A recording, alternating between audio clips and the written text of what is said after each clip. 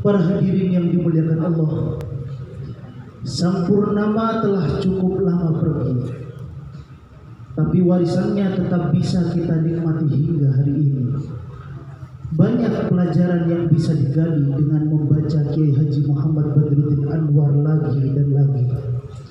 Soal keistiqomahan, tentang kesederhanaan dalam kehidupan sehari-hari, juga tentang petunjuk dan isyarat sebagai teka-teki. Sang pembimbing ruhani tak pernah benar-benar pergi.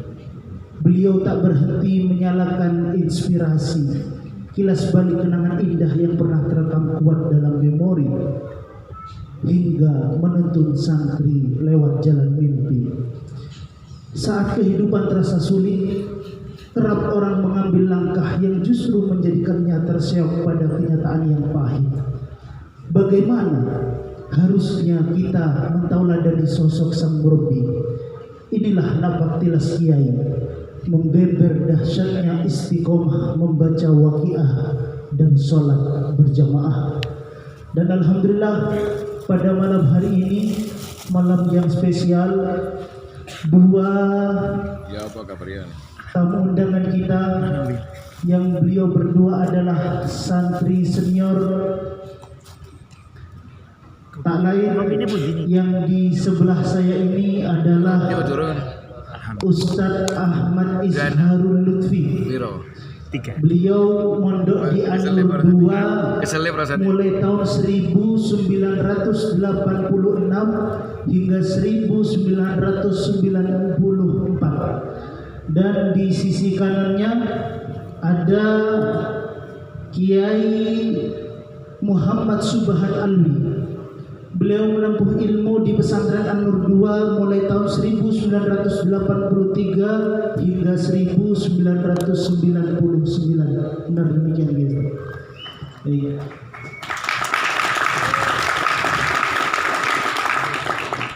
Ustaz Izharul Lutfi tadi sebelum naik ke atas panggung kata beliau dipanggil, jangan dipanggil Ustaz, jangan dipanggil Abah, panggil Pak Lutfi saja, dan itu lebih fenomenal katanya.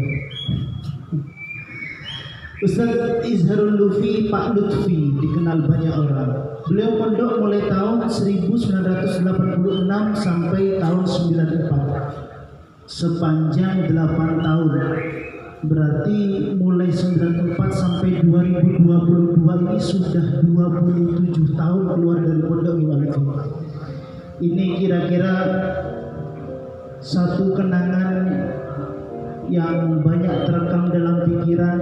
Beliau balik ke sini sudah rindu sepertinya dengan pondok pesantren An-Nur. Meskipun sebenarnya beliau bolak-balik ke sini, Pak.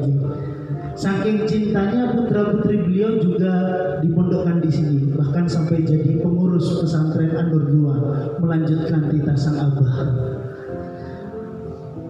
Pak Lutfi ini sekarang kesibukannya di rumah menjadi kepala Madrasah Ibtidaiyah Mambaul Hidayah. Beliau alamatnya asal Japur. Pak Lutfi niki dengan tema malam ini membeber dasarnya istiqomah membaca waqiah dan sholat berjamaah. Pertama-tama saya ingin tahu dari panjenengan, karena khusus malam ini kita bicara soal ahwalnya beliau al-maghfurlah. Ada kenangan terindah apa? Kira-kira jika boleh itu terulang, Pak Lutfi ingin kembali ke masa itu, kenangan dengan Kiai saat itu.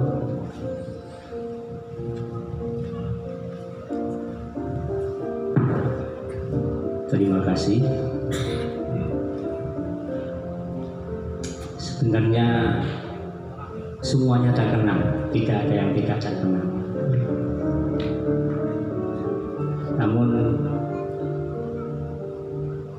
kemursidan beliau, artinya mursidus sanatir, beliau adalah sosok yang menuntun kehidupan santrinya.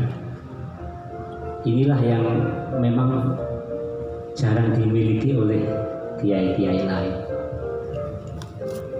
Beliau ini luar biasa. menekankan sebuah kesadaran, menekankan sebuah kesederhanaan, bagaimana santrinya nanti ke depan itu betul-betul sadar menjadi santri. Jadi tidak ada sebuah paksaan untuk beliau. Jadi karena kepedulian beliau yang tulus dari hati, sehingga kata beliau tak ada yang tidak terkenang, bahkan hal sekecil apapun selalu terngiang-ngiang, begitu Pak Lutfi. Ya, ada lagi yang memang itu luar biasa sekali, itu yang ini mungkin baru saya ceritakan saat ini mungkin sama teman-teman. Sekiranya kurang 1 minggu beliau sedo, itu sebagaimana biasa kalau kami kesini itu disuruh menyiapkan untuk mandi. Ada handuk, ada sabun, bahkan sandal, itu sama Ustadz Zamroni. Setelah itu kita siapkan berdua, ternyata kita tidak boleh keluar dari kolam itu. Ini luar biasa sekali. Beliau sama dawu-dawu sama ciblungan. Apa ciblungan itu? Ciburan. Gini-gini itu. Oh, gini. Mau tidak melihat itu beliau dawu terus, mau melihat beliau itu aria. Ini baru bisa terjawab, ternyata itu adalah isyarat beliau. Karena di malam beliau wafat itu kami sudah mencoba menghubungi teman-teman, tidak diangkat. Ada Cakpar itu Zabel nggak diangkat, ada Ustadz Munir Thoyib nggak diangkat. Yang saya bisa, ada yang Mustaqim itu nggak diangkat juga, ada Gus Sifa itu juga nggak angkat. Itu ketika mendengar kabar beliau wafat atau sebelum? Ketika beliau wafat.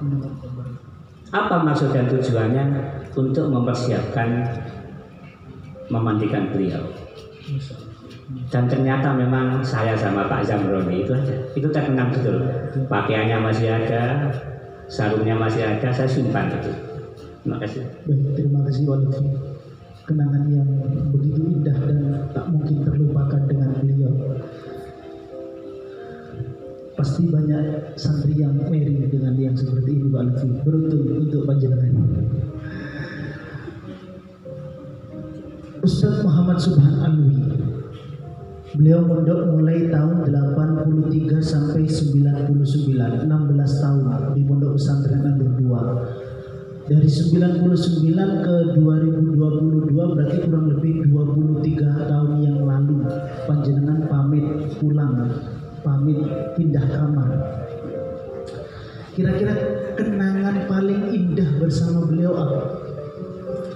Tentunya yang tadi semua kenangan dengan beliau sangat indah sekali. Cuman kira-kira yang paling istimewa. Bismillah, walhamdulillah, wassalam ala rasulillah, wala hawla wala quwata illa billah. Sedanten pengasuh, ibu nyai, keluarga dalam yang kami muliakan, memang tidak ada yang tidak menakjubkan dari Yai. Semua yang dilakukan oleh Romo Yai semuanya menakjubkan dan membimbing santrinya. Saya kalau mimpi dengan beliau, mimpi saya itu bukan dipuji, ditegur. Itu membimbing, saya sendiri merasakan. Saya yang paling banyak ditegur sebab saya paling lama di antara santri-santri menjadi kepala kamar, ngurusi uang makan sampai yang lain. Itu sekarang saya rasakan bimbingan beliau. Yang lebih menakjubkan dari beliau, istiqomah beliau ini dalam segala amalnya selalu dilakukan istiqomah. Dalam segala amaliyahnya. Segala amaliyah. Beliau malah berfatwa, jangankan barang yang besar, yang kecil apabila dilakukan dengan istiqomah, maka itu akan membuahkan yang besar. Orang besar menganggap barang kecil itu besar. Orang kecil menganggap barang yang besar itu kecil. Itu sabda beliau. Beliau dengan syair-syairnya memang kecintaan beliau itu adalah syair. Dan termasuk waqiah ini saya kutip dari Ramaya Zainuddin wa bisirril waqi'ati ghaniyati fanjala bayin karomati wassafawati fil mala. Dengan rahasia waqi'ah inilah diberikan kecukupan, jelas kecukupannya, karomah beliau dan kedermawanan beliau Romo Yai ini, lomannya itu luar biasa. Itu diantaranya. Itu diantara dari beberapa hal yang bikin tiap langkah selalu teringat bahwa beliau itu istiqomah dalam segala hal. Terutama pula soal tema yang akan kita bahas pada malam hari ini, berjamaah dan membaca surat Waqiah. Betul. Itu sangat istiqomah dalam melakukan keduanya. Betul. Baik, saya mulai dari Ustadz Lutfi. Al-Maghfurlah Romo Kiai Haji Muhammad Badruddin Anwar sebagai sosok figur yang sangat mewanti-wanti masalah sholat berjamaah, dan itu ditegaskan pula harus dilaksanakan berjamaah. Di sini menjadi hal yang sangat wajib selain daripada ngaji.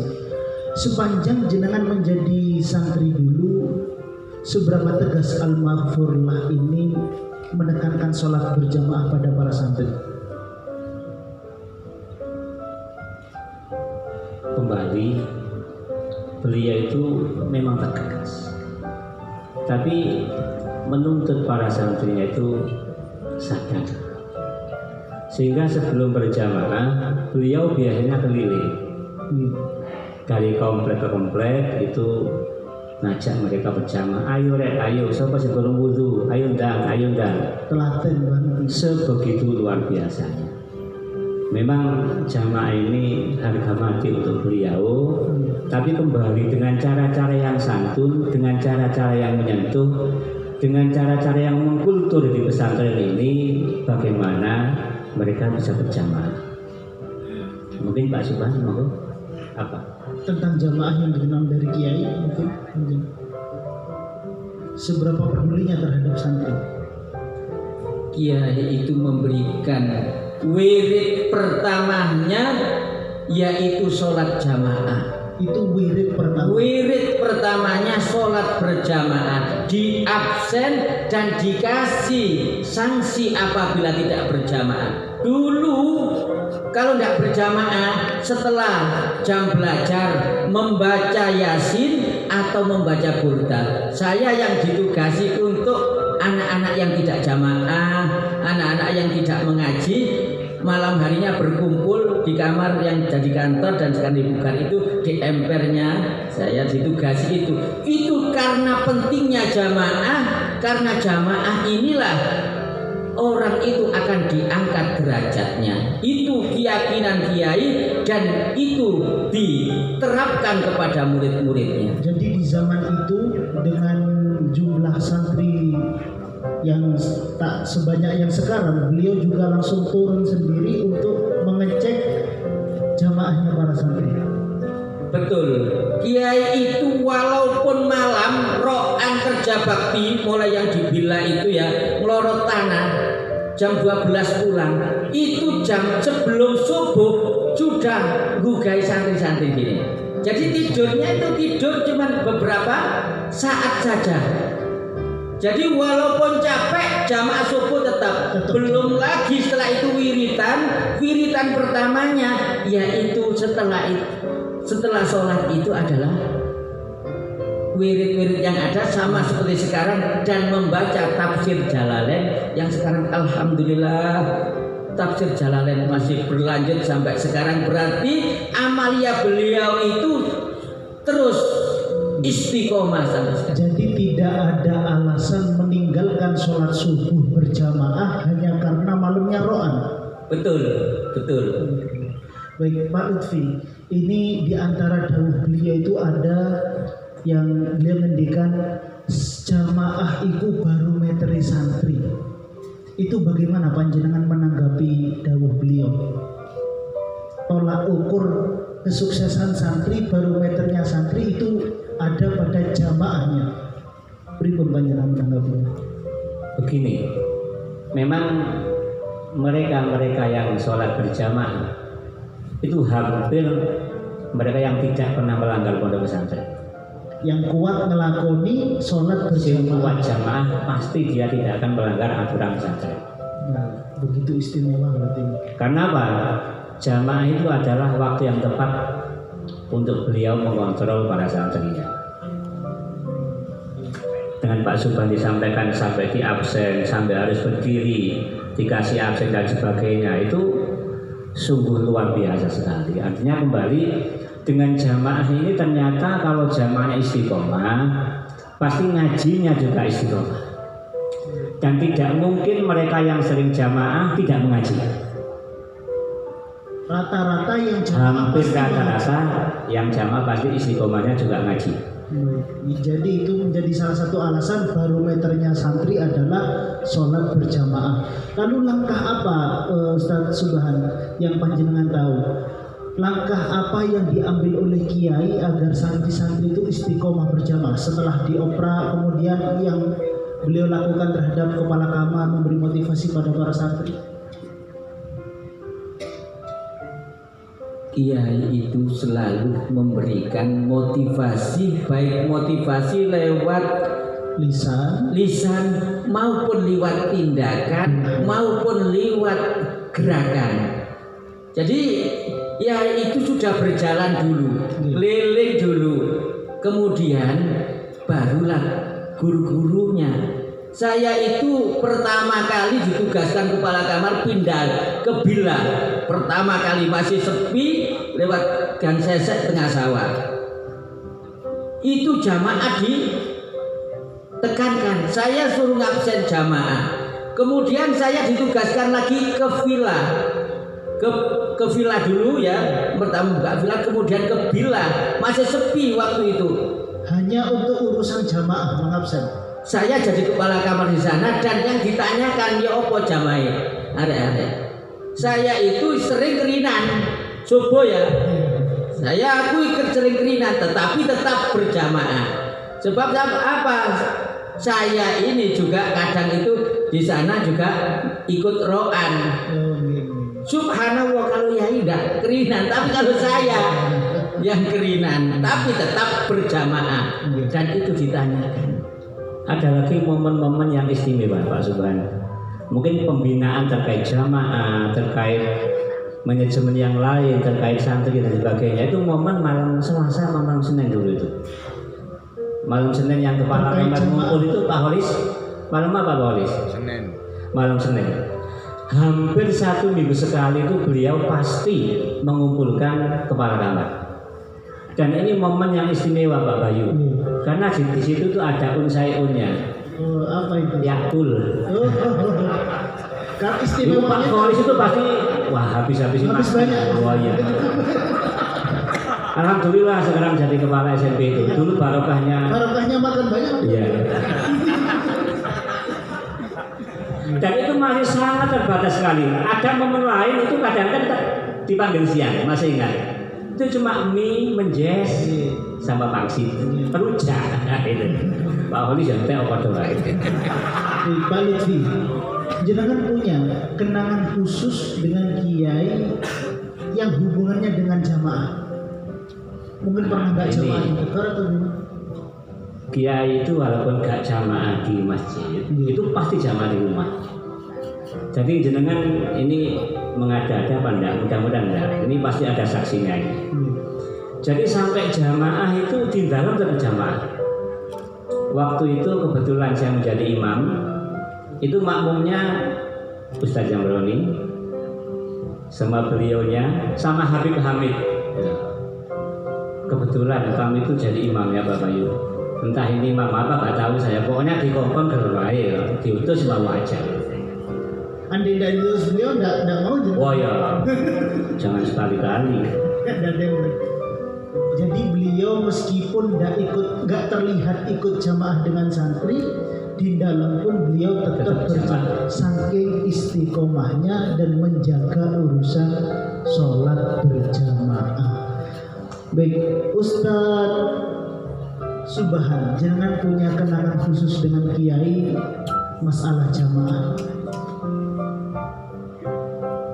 Banyak sekali tentang kenangan dari beliau, mulai di dalam pondok berjamaahnya sampai ketika diajak keluar oleh beliau itu tetap berjamaah. Saya jamaah di masjid ya itu pakai lengan pendek begini, itu berjamaah. Nyuruh orang, rupanya orang disuruh menjadi imam. Kiai menekankan jamaahnya, bukan menjadi imamnya.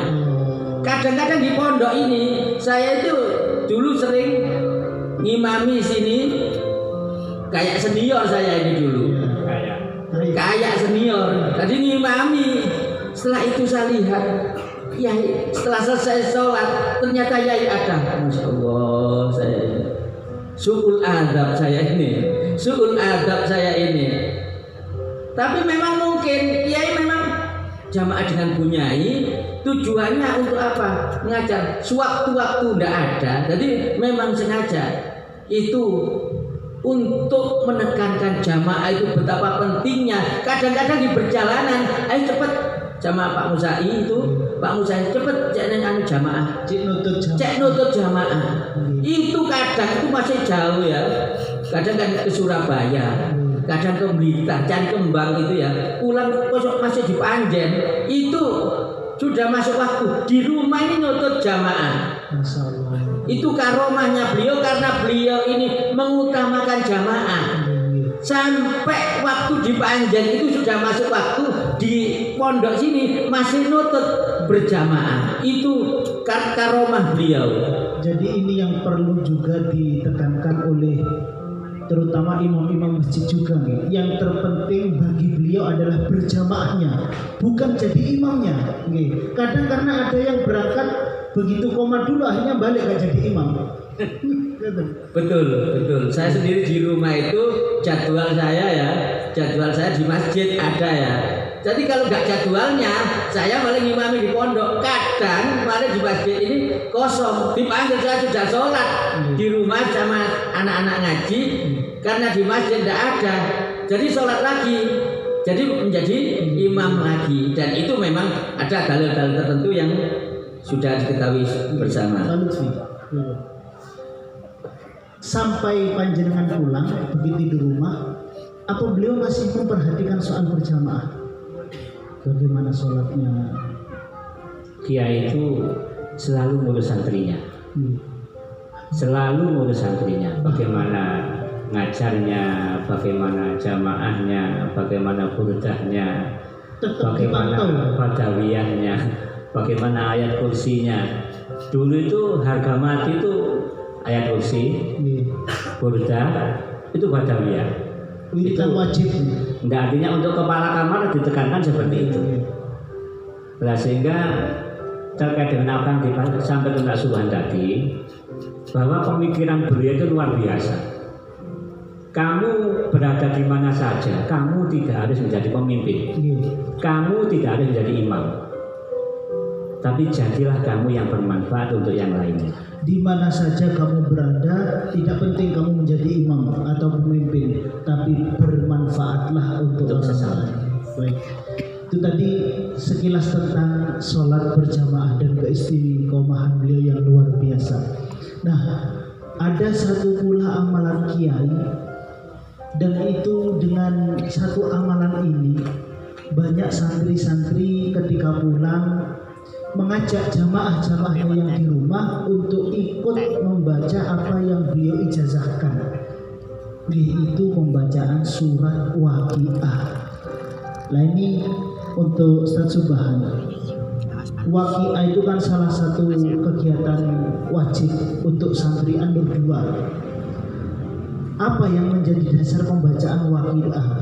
sampai turun temurun hingga saat ini. Berarti kan saking istimewanya. Alhamdulillah. Jadi ya itu dulu ketika waqiah itu ya, baik waqiah yang keliling di masjid-masjid luar maupun waqiah yang ada di pondok, itu tujuan utamanya ingin santrinya kecukupan urusan-urusan dunia sampai urusan kebutuhan-kebutuhannya. Sampai yaitu dawuh kepada salah satu orang di tempat saya sendiri. Dulu waqiah tempat saya itu orang, sampean asyo gak nyambut gawe nang omah maca waqiah tak bayar koyo nyambut gawe ni sampean. Ngoten. Leres Gak nyambut gawe maca waqiah tak bayar koyo wong nyambut gawe biasa. Ini bacanya di sini. Di sini. Oh, di sini. Ya. Itu karena pentingnya waqiah. Untuk apa? Tahu bahwa kebutuhan dunia ini juga mempengaruhi kehidupan ibadah dan kehidupan yang lain urusannya. Yang itu menekankan untuk supaya santri-santrinya mempunyai kecukupan urusan-urusannya, urusan dunia termasuk. Jadi itu salah satu langkah kiai ingin biar santri-santrinya berkecukupan. Salah satu caranya adalah membaca waqiah. Pak Lutfi, itu ketika santri-santri pulang, apa juga tetap sama kiai ditanya kontrol waqiahnya, atau mungkin ada yang beberapa disuruh buka ngajak orang-orang waqiah? Menambah sedikit. Beliau keliling itu tidak sekedar untuk kebutuhan santrinya, tapi ngajak penak wong-wong kampung, biar tidak menjadi sahil, biar mampu dan bisa untuk mencukupi kebutuhan hidupnya dan bisa berbagi kepada yang lain. Jadi fokus beliau tidak hanya santri. Tidak, justru beliau mengedepankan bagaimana tetangga santri ini juga keterbebasan barokah waqiah. Bahkan ada juga yang beliau sampaikan, kon katin jaluk bayaran piro, jaluk ping 7 bayaran camat gak apa-apa, syukur alamu kuat maca waqiah ping 40. Sebegitunya. Ini saya pernah dengar ada salah satu dawuh beliau itu yang disampaikan. Katanya beliau pernah dawuh gini, aku izin lek santriku mulai gak sugih. Itu apa jenengan pernah dengar dawuh beliau yang seperti itu? Atau sing mulai maca waqiah 40 ping 40?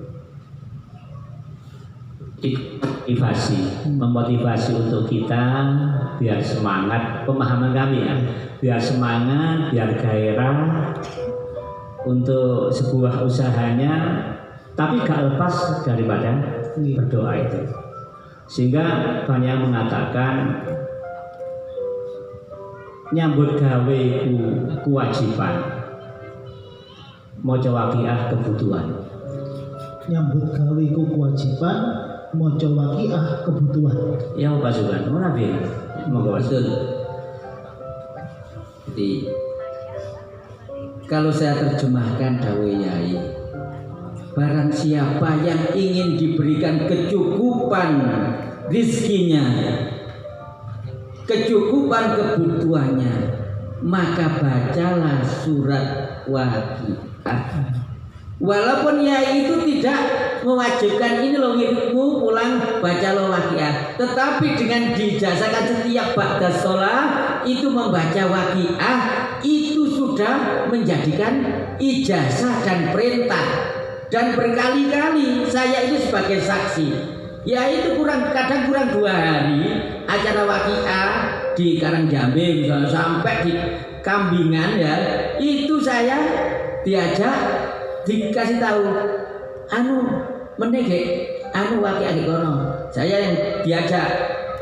Saya ini membacakan arek ya. Aduh, ajak waqiah. Arek tua. Seneng. Artinya apa? Saya ndak mangan sik untuk wakian, nang yai wakian, wis gak mangan sik. Ada tomak. Akhirnya setelah acara wakian, yai wakian selesai, ramah tamak saya disuruh ceramah. Setelah ceramah, yai wis ayo mulai. Iki tomak. Aku mangko gorong mangan, aku gorong ngenteni ini. Lah ini tomak yang dikatakan anak pondok, sebab tomak itu hurufnya kosong cuma toknya bolong tengah, mimnya bolong tengah, ainnya juga bolong. Ya wong tomak itu ya bolong itu. Saya rasakan sendiri. Memang bolong ya. Iya. Itu loh. Ya itu. Mungkin kadang suruh mengingatkan ya umpama lupa. Kurang 1 hari kadang meneh wakian dek logo waru. Meneh wakian dekan. Saya mungkin suruh mengingatkan, tapi ya itu jadwal ingat terus. Ya itu mungkin kadang cuma suruh mengingatkan, itu saya dikasih tahu oleh yai.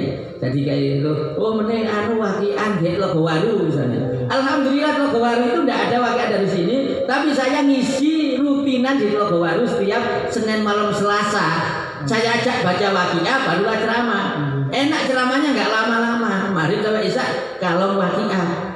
Sebab saya tambah lama ini ceramah panjang itu sudah tidak bisa lagi ceramah panjang. Tapi ada makan itu Ustaz ya.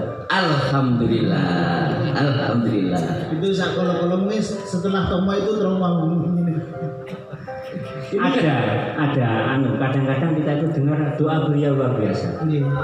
Jadi mungkin ini mungkin jarang dengar panjenengan itu mungkin jajan. Itu doanya kok simple dikit. Jadi ada rangkaiannya itu Allahumma rzuqni tholiban ghairu matlub. Ghaliban ghairu maghlub. Gitu Pak Subhan.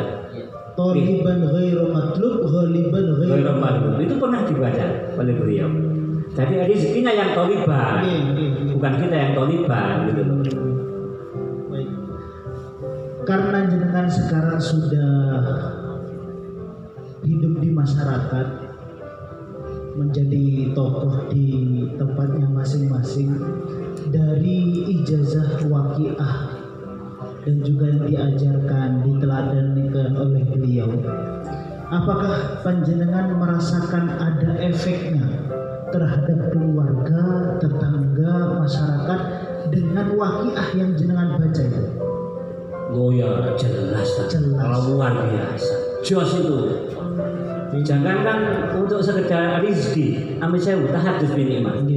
Wajib. Tahadus bin nikmat. Kula itu boleh mantu, itu kok dhewe mantune gak boleh. Alhamdulillah. Tepuk tangan untuk Pak Lutfi. Biasa maklaran, jadi ngewangi wong. Itu sampai begini Mbak. Iya. Yang baru kayak wakiah. Yang jenengan rasa tahadus bin nikmat dari Ustaz Subhan apa? Alhamdulillah saya itu baca wakiah. Yang ngaji itu di tempat saya 2 termin beda kelasnya ya. Ba'da asar saya ajak baca wakiah dulu. Yang ba'dal maghrib baca wakiah dulu. Untuk apa ya? Samping saya sendiri dan mengajari santri-santri di rumah itu untuk istiqomah. Kalau tentang keajaiban surat wakiah bagi saya sendiri itu luar biasa. Saya itu pulang nggak punya apa-apa, sepeda pancal aja punya. Tetapi saya sampai punya dikasih orang 3 sepeda motor itu. Dikasih tok lan-lanan. Dan juga dibayarkan haji oleh orang tidak kenal orang ini, bukan wali murid, bukan apa. Dan juga diumrohkan oleh orang. Itu salah satu sedikit dari sekian banyaknya tahadus bin nikmah dari Ustaz Subhan. Betapa istimewanya wakiah itu. Luar biasa. Tapi kalau Pak dari usahanya. Oh iya. Waktu di pondok sudah punya ayam, punya kambing, punya sapi gitu. Bagian ngingon apa riban? Lunda. Jadi saking mandine suwuke. Pernah jualan ayam ke Gondalegi sama saya ini. Alhamdulillah. Juga perdagangan. Tapi barokahnya wakiah. Saya itu dipasrai orang jualan rumah. Ada 6 unit. Tiap unit dikasih 50 juta. Tiap unit dikasih 50 juta sampai saya buat pondok saya lantai 3 di belakang rumah itu. Itu saya yakin itu bukan karena usaha saya. Wong saya enggak marketing keluar di rumah saja. Kadang saya mutolaah ya. Saya itu senang ihya, paling senang ihya, ingin ngaji lagi. Ihya mulai dari Kiai Anwar Nur, Romo Yai Sepuh sampai Romo Yai. Sekarang saya tanya, beliau ini sudah juz 3 lagi tentang ihya tentang Romo Yai Fathul Bari. Itu kesenangan Yai. Sampai saya itu dibukakan nadom tentang ihya amalan Yai itu.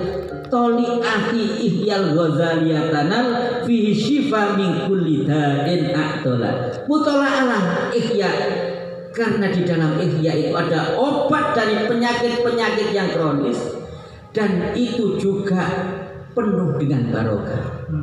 Makanya saya dikasih orang nunggu rumah 6 unit perumahan, itu saya ya mutola'ah di kantornya ini rumah dari kantor. Dan itu yang dibahasakan Pak Lutfi tadi, rizki yang toliban ghairu matlub, gimana? Jadi rezekinya yang mengejar-ngejar. Rizkinya yang, ya Allah, saya ini ya malu sendiri, penuh dosa, su'ul adab, kurang akhlak, tetapi oleh Allah dikasih rizki yang min haitsu la yahtasib.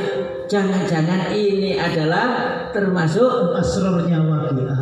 Saya ini kalau kepada diri saya sendiri, jangan-jangan ini khawatir ini adalah enggak, itu cocok dengan kebutuhan jenengan. Kan anaknya akeh sampean. Senggol murid kok. Alhamdulillah. Pak Lutfi, ada kenangan khusus panjenengan dengan Kiai Badruddin tentang waqiah? Tadi saya sampaikan tentang waqiah. Kiai itu tadi dulu doanya Allah marzuqni apa? Itu yang mengenai Allah. Taliban warahmatuh.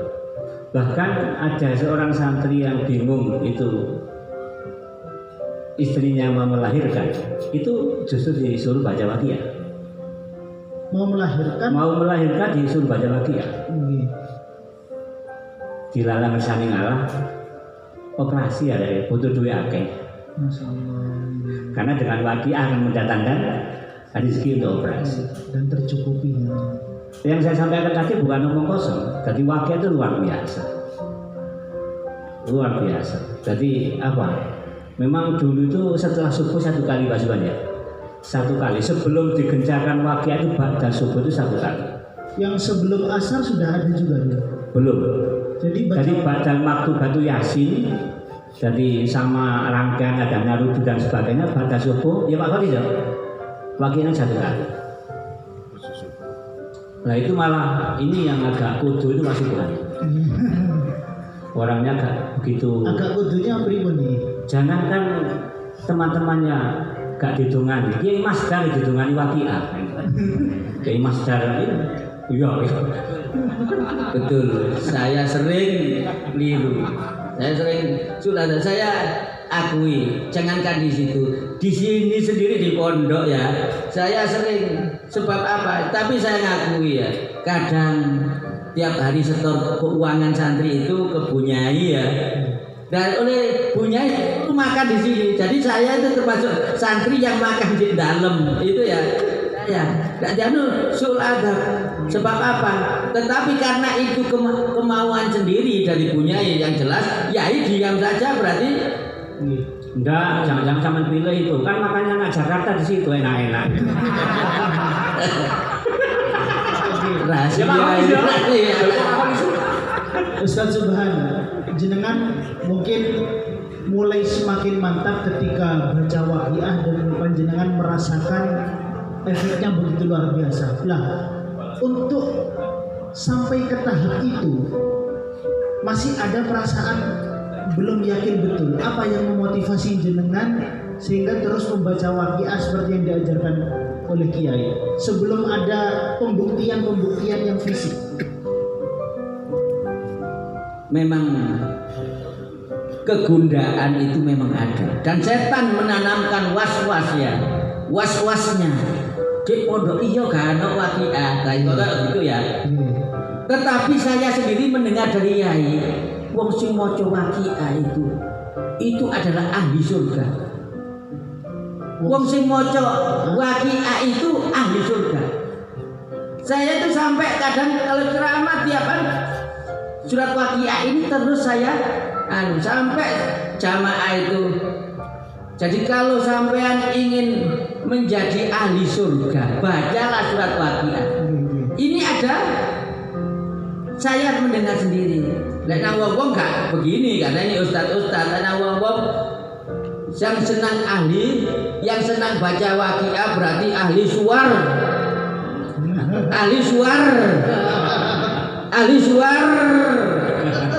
Itulah wong nang jamaah. Ini mantep ini tujuannya, sudah mantep dan itu ada sendiri ijazah itu, dan memang di waqiah itu dikisahkan tentang ahli surga yang begitu luar biasanya keindahan, mulai dengan makanannya, dengan tempat tidurnya, bidadarinya, macam-macam yang luar biasa. Ya itu dari kandungan itu menyampaikan hal yang luar biasa. Jadi sekelumit yang memotivasi jenengan adalah isi dari waqiah itu sendiri. Isi dari waqiah itu sendiri. Pak Lutfi, jenengan sebelum membuktikan bahwa waqiah itu ternyata efeknya luar biasa, sebelum tahap itu apa yang memotivasi jenengan terus baca waqiah sampai nyanten? Saya itu kan lantai biasa, santai-santai aja. Artinya melihat perilaku beliau itu sudah merupakan mawahid. Apa yang ia lakukan, apa yang ia perbuat, apa yang kerjakan itu sudah cukup untuk kami untuk mencontohnya. Jadi waqiah satu kali ba'dal maktubah dan rangkaian yang lainnya ternyata luar biasa. Di situ ada narudu yang konon ceritanya adalah untuk menolak energi negatif. Jadi kalau santri itu sudah baca narudu, energi negatif kayaknya tidak masuk. Ada lagi jahat tidak untuk menarik energi positif. Ditambahi ayat kursi yang oleh beliau, bahkan Yai Samsul kemarin bilang itu katanya sama Mbah Yai tetap disuruh baca ayat kursi. Terkait dengan waqiah ini sampai tidak dikenal di Bulawang saja. Sampai alma mater beliau Sidogiri itu sowan kepada Mbah Yai untuk minta ijazah waqiah. Ini yang Yai bingung itu harus bilang apa itu. Karena di sana itu masyayihnya, gurunya, alma maternya justru minta ijazah waqiah itu di anul. Bahkan memang betul di Sidogiri itu sebelum asar itu sudah baca waqiah. Sama dengan di sini. Sebelum asar sama. Nah, Subhan, ada istilah pasar waqiah itu gimana? Kan aneh, orang mau kemana pasar waqiah itu mungkin bayangannya jual beli, banyak orang jualan kan. Kemudian ada waqiahnya ini tanda tanya pribadi. Subhanallah, ya itu memang membuat orang menarik ya. Sebab kalau pasar berarti semuanya ada, mulai makanannya, buah-buahnya, semua kebutuhan ada. Itulah yang menjadi inspirasi Romo Yai. Itu awal-awal mencetuskan pasar waqiah itu dari itu. Saya tahu sendiri, ya perbincangan beliau dengan Romo Yai Kam, perbincangan beliau kepada guru-guru, perbincangan beliau kepada tamu-tamunya itu dikasih tahu kalau waqiah itu ada segalanya seperti pasar. Itulah jadi, filosofi pasar waqiah adalah di dalam pembacaan waqiah itu ada segalanya. Jadi siapa yang beristiqomahkan membaca waqiah akan tercukupi segalanya. Dan terakhir Ustaz Lutfi, pesan panjenengan dari sekian yang jenengan saksikan ahwalnya beliau al-maghfurlah dan jenengan rasakan betul, kira-kira pesan jenengan kepada para alumni nopo? Gini, apa yang telah disampaikan oleh beliau kepada kita itu setidaknya kita lakukan. Apa yang pernah disampaikan oleh beliau setidaknya kita lakukan. Kita pilih yang mana yang cocok. Ada ayat kursi, ada burda, ada istighosa, ada waqiah, ada amaliyah yang lain mungkin. Bahkan luar biasa beliau itu, sungguh. Dulu sering bilang Pak Subhan, Sing angel kudu mulang kan. Sing angel nekakno santri. Sing angel itu kudu mulang tapi nekakno santri. Nekakno santri. Ingat, itu ternyata luar biasa. Jadi beliau itu mungkin doa-doa beliau itu luar biasa. Jadi ada doa Jawa, ada doa Arab, ada kombinasi doa Jawa dan Arab itu. Sehingga kami masih ingat. Jadi silullah Nabi Muhammad sing ngundang, silullah Nabi Muhammad sing ngiling, silullah Nabi Muhammad sing nekake. Itu beliau mengajarkan. EDAS. Oh. Ya tentu diajarkan, tapi mungkin tidak semua. Tidak itu kan khawas gitu. wah, apotik itu kan pokoknya tanya pasti ada itu.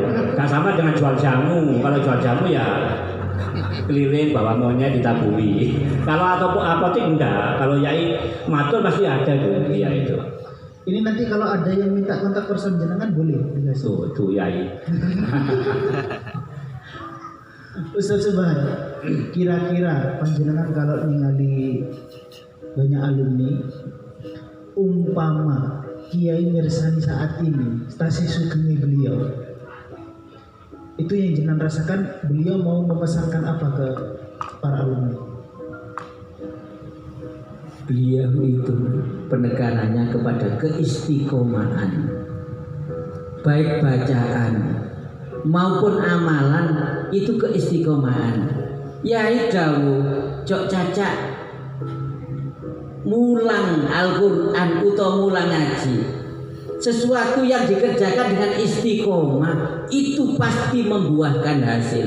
Yaitu sampai mencontohkan pertapa yang istiqomah itu ada hasilnya. Jadi pertapa kan diam, tidak ada usaha.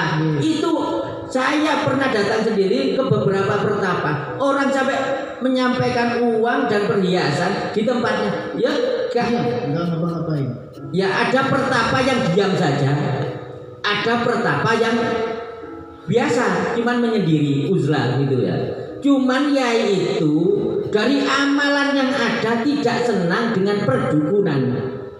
Dari sekian amalan-amal baik surat Yasin, hizib yang diajarkan maupun bacaan ayat kursi itu tidak senang dengan perdukunan. Punten, saya klarifikasi, artinya tidak senang ke perdukunan itu, atau beliau tidak suka kalau santrinya bikin ayat-ayat atau hizib ini digunakan untuk senjata, beliau mendukun atau gitu? Betul. Jadi yang tidak senang. Jadi itu keberkahannya yang dicari oleh yai. Jadi santri-santri tidak senang perdukunan, sebab perdukunan itu kadang-kadang ada nyongklok orang. Dan nyongklok orang itu kalau kita dari kajian ilmu ifsa'us sirri rububiyah itu kufrun. Jadi membuka rahasia Tuhan. Kadang ada kan dukun itu sifatnya kadang nyongklok ya. Nyongkloknya itu yang tidak senang. Kalau kita banyak orang datang ke yai diberikan bacaan, kadang dikasih amalan, inilah amalannya. Kadang ya didoakan. Kadang ada yang macam-macam, tetapi yai itu tidak praktek perdukunan. Itu bedanya. Yai memang mendoakan, memberikan keberkahan dan memberikan amalan, tetapi yai tidak pernah praktek perdukunan. Itulah sifatnya yai.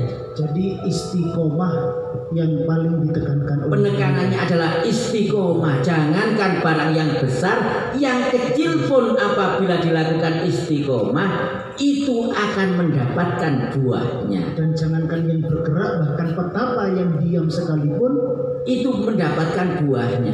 Pak Lutfi mau menambahi? Oke.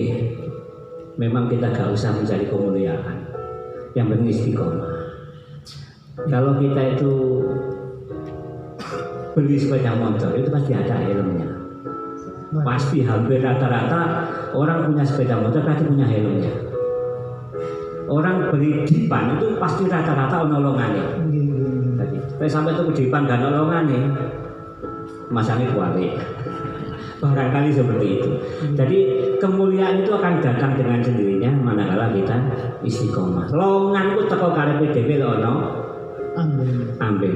Helm teko karepe dhewe ono sepeda. Nah, iki sing bingungnya malah bingung. Jadi bolak-balik ditangkap sampai polisi, bolanya gak helman. Nah, itu helm melaku dengan badan polisi. Kok nangkep. Jadi tidak perlu mencari kemuliaan, cukup istiqomah. Karena dengan istiqomah akan dengan sendirinya mendatangkan kemuliaan. Baik, ya.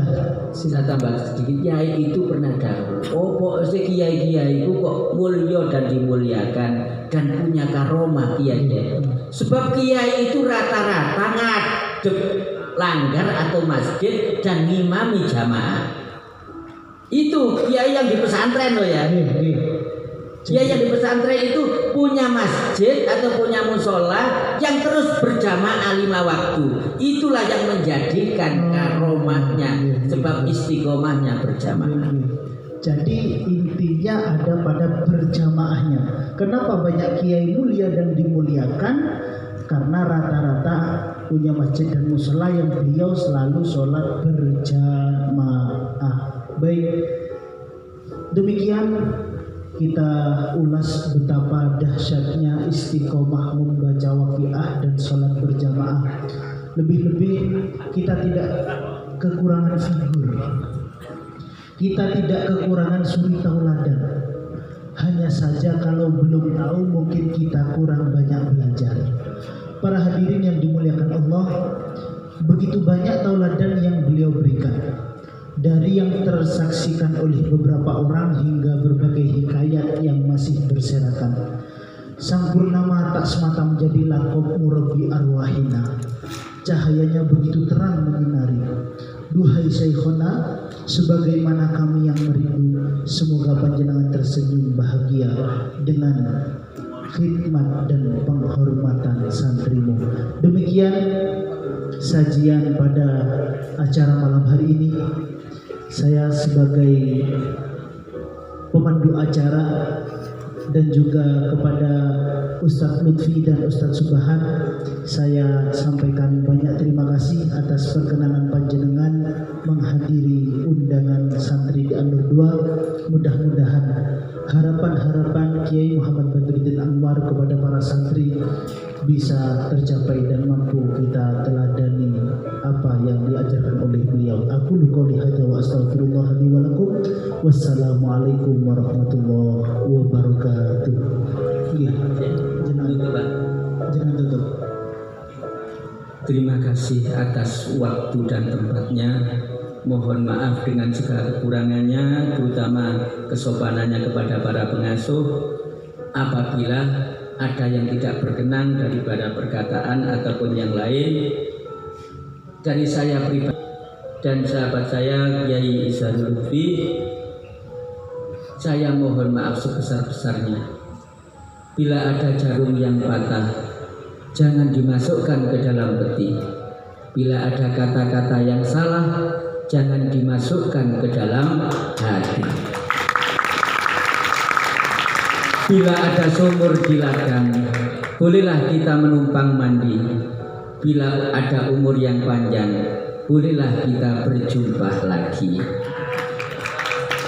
Keceput gulana merah, mon beda luput minta sepurah. Wallahul muwaffiq ila aqwamit thoriq. Wassalamualaikum warahmatullahi wabarakatuh.